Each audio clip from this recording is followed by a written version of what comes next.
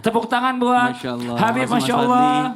Yang saya hormati Ustadz Maulana Ustadz Syam, semoga Allah Subhanahu wa taala merahmati mereka dan menolong langkah mereka berada di jalan Allah Subhanahu wa taala. Amin ya rabbal alamin. Para jamaah dan pemirsa di rumah, saya ingin berkisah tentang seorang yang soleh luar biasa, ibadahnya istimewa luar biasa, ilmunya juga tinggi. Saking solehnya dia punya satu karomah. Apa karomahnya? Kemanapun dia berjalan di siang hari, dia selalu diiringi oleh awan di atasnya. Kenapa? Saking solehnya dia, bahkan Allah tidak mengizinkan matahari untuk menyengat tubuhnya. Sampai pada suatu saat dia berjalan di siang hari, ada seseorang ahli maksiat mendatanginya dan meminta izin. Wahai Tuan, bolehkah saya berjalan bersamamu? Kenapa? Saya ingin membersamaimu walau hanya sebentar. Ketika mereka berjalan semenit, 2 menit, 3 menit sampai di ujung jalan di persimpangan, mereka berpisah. Ternyata ada satu kejadian unik. Awan yang tadinya membersamai orang soleh ini berpindah membersamai si ahli maksiat. Kenapa? Karena ternyata ketika mereka berjalan, berbeda apa yang ada di hati orang soleh dan hati para pendosa. Kenapa?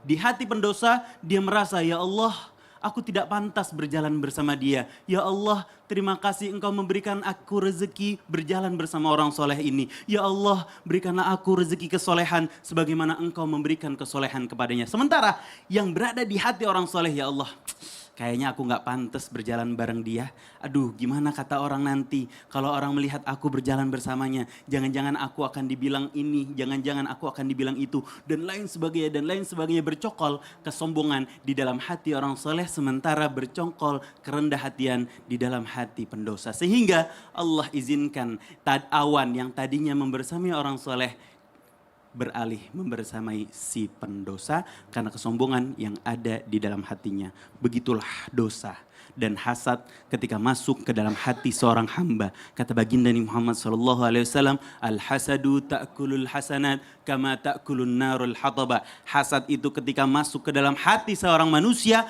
akan melumat kebaikan secepat api melumat kayu. Jadi ketika kita mendapatkan kebaikan dari sholat, ketenangan hati, dari bacaan Al-Quran, ilmu yang bermanfaat, dari puasa kita bisa lebih sabar dan lain sebagainya, kita kebaikan yang kita kumpulkan dari ibadah-ibadah itu akan hilang seketika ketika kesombongan dan hasad masuk ke dalam hati kita. Bahkan iblis ilmunya luar biasa, diciptakan dalam bentuk yang indah, diciptakan dari api, ibadahnya juga tidak kurang-kurang, diusir oleh Allah Subhanahu wa taala karena satu kalimat yang diucapkan iblis saat dia disuruh sujud kepada Adam. Apa kata iblis? Qala ana khairum minhu khalaqtani min nar wa khalaqtahu min tin.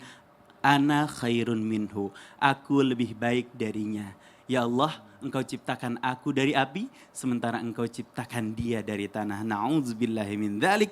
Sifat sombong ini membuat iblis dikeluarkan dari surga. Sifat sombong ini membuat iblis dihinakan oleh Allah Subhanahu wa taala. Karena begitulah kesombongan, meninggikan diri di saat orang lain merendahkan dan mengecilkan dia. Na'udzubillah, subhanallah.